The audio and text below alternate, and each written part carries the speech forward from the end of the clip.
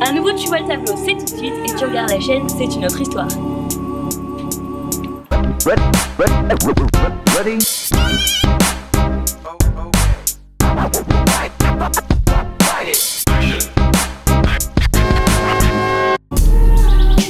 Aujourd'hui on va parler d'un tableau un tout petit peu fripon.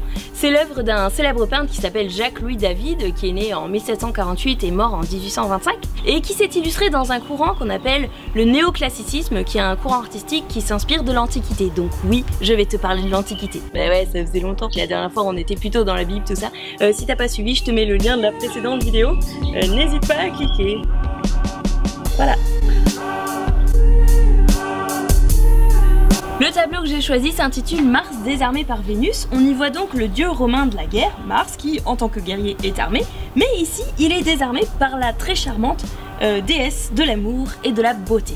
Bon, Mars et Vénus, hein, c'est plus que ça, mais je t'en reparlerai dans le relooking mythologique. Alors Mars et Vénus, il faut savoir que bien qu'ils soient frères et sœurs ou tante et neveu, suivant les versions, eh bien ils sont aussi amants, malgré le fait que Vénus soit mariée à Vulcain, qui est aussi soit son frère, soit son neveu, suivant les versions. Bon, faut dire que Vulcain, il est moche et boiteux, alors que Mars, c'est un beau guerrier, donc Vénus, c'est pas trop gêné. Alors ici, on a une scène de charme entre les deux divinités. Alors comment les reconnaît-on? Bon bah ok, Mars, vous allez me dire, c'est le seul homme adulte de la scène, d'accord.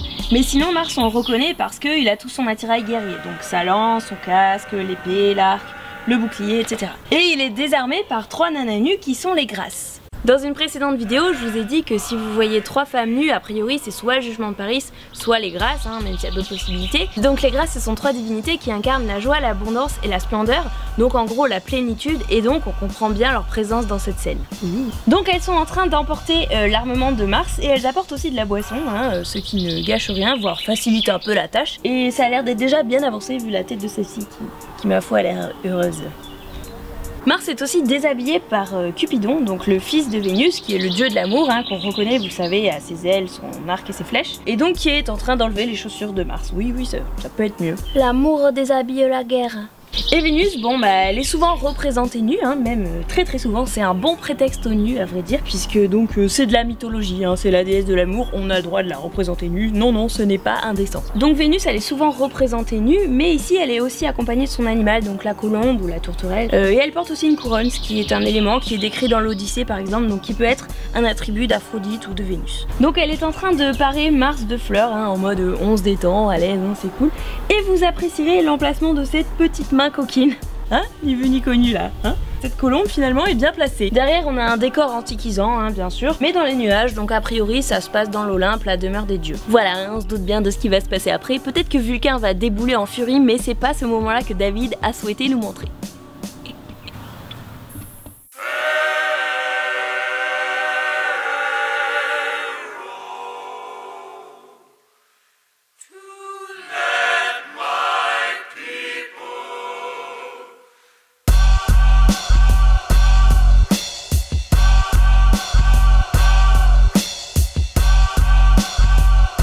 Et voilà, si dans un tableau avec un décor antiquisant, vous voyez un dieu armé, c'est très probablement Mars, même si c'est vrai que parfois c'est difficile de le différencier parmi la foule de héros guerriers qu'il y a dans la mythologie. Par contre, une déesse nue avec des colombes, ça, il n'y a quasiment aucun doute pour que ce soit Vénus. Un petit enfant avec des ailes et un arc, c'est Cupidon. Et si vous voyez 3 nanas nues, si personne leur tend une pomme, il est fort probable que ce soit les 3 Grâces. Sinon c'est Jugement de Paris, mais ça je vous l'ai déjà dit.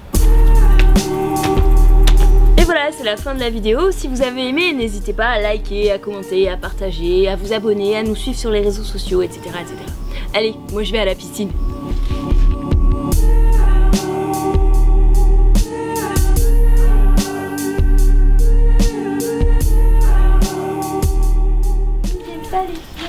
Ok.